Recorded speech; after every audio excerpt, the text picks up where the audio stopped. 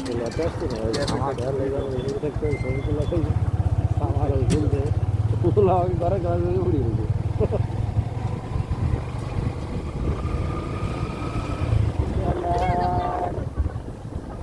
আমার ফুলটাই তো জীবনে শেষে যদি খেলে আর কোনো ফুলটা ভালো করে আসে দেখি না